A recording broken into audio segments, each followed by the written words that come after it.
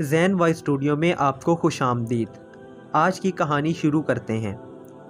یہ تقریباً 1957 کی بات ہے کہ فرانس میں کہیں ایک رہائشی عمارت کے کنارے میں ترکی کے ایک 50 سالہ بوڑھے آدمی نے ایک چھوٹی سی دکان بنا رکھی تھی۔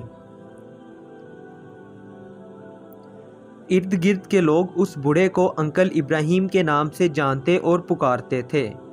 انکل ابراہیم کی دکان میں چھوٹی موٹی گھریلو ضروریات کی اشیاء کے علاوہ بچوں کے لیے چاکلیٹ، آئس کریم اور ٹافیاں دستیاب تھیں۔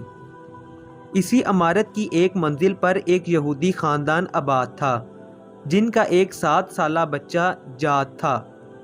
جاد تقریباً روزانہ ہی انکل ابراہیم کی دکان پر گھر کی چھوٹی موٹی ضروریات خریدنے کے لیے آتا تھا۔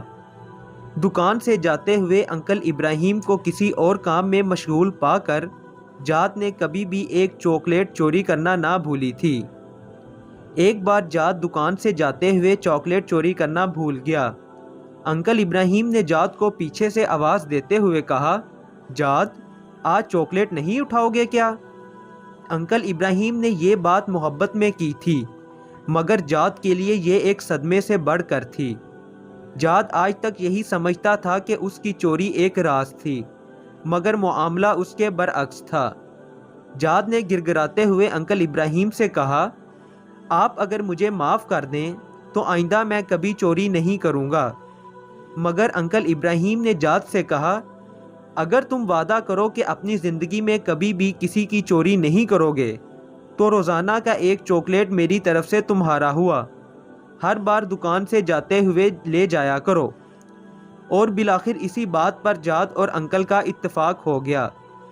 وقت گزرتا گیا اور اس یہودی بچے جاد اور انکل ابراہیم کی محبت گہری سے گہری ہوتی چلی گئی، بلکہ ایسا ہو گیا کہ انکل ابراہیم ہی جاد کے لیے ماں، باپ، دوست کا درجہ اختیار کر چکا تھا۔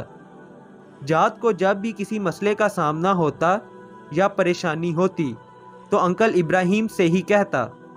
ایسے میں انکل میز کی دراز سے ایک کتاب نکالتے اور جاد سے کہتے کہ کتاب کو کہیں سے بھی کھول کر دو۔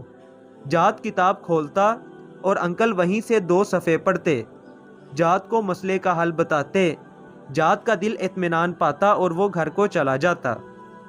اسی طرح ایک کے بعد ایک کرتے 17 سال گزر گئے۔ 17 سال کے بعد جب جاد 24 سال کا ایک نوجوان بنا تو انکل ابراہیم بھی اس حساب سے 67 سال کے ہو چکے تھے۔ داعیے اجل کا بلاوا آیا اور انکل ابراہیم وفات پا گئے۔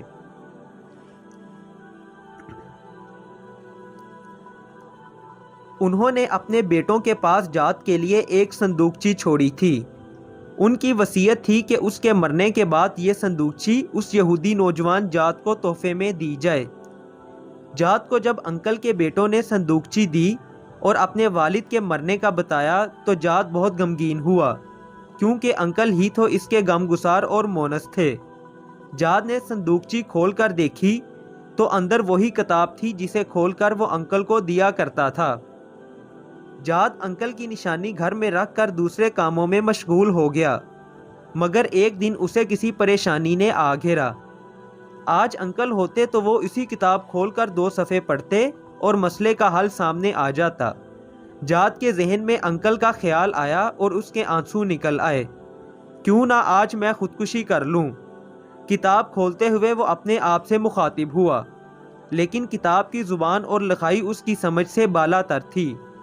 کتاب اٹھا کر جاد اپنے ایک عرب دوست کے پاس گیا اور اس سے کہا، مجھے اس میں سے 2 صفحے پڑھ کر سناؤ۔ مطلب پوچھا اور اپنے مسئلے کا اپنے تئیں حل نکالا۔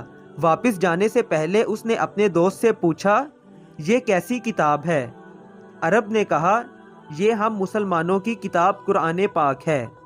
جاد نے پوچھا، مسلمان کیسے بنتے ہیں؟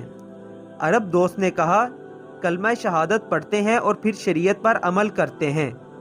جاد نے کہا، تو پھر سن لو، میں کہہ رہا ہوں، اشہد ان لا الہ الا اللہ و اشہد ان محمد رسول اللہ۔ جاد مسلمان ہو گیا اور اپنے لیے جاد اللہ قرآنی کا نام پسند کیا۔ نام کا اختیار اس کی قرآن سے والہانہ محبت کا کھلا ثبوت تھا۔ جاد اللہ نے قرآن کی تعلیم حاصل کی، دین کو سمجھا اور اس کی تبلیغ شروع کی۔ یورپ میں اس کے ہاتھ پر 6000 سے زیادہ لوگوں نے اسلام قبول کیا۔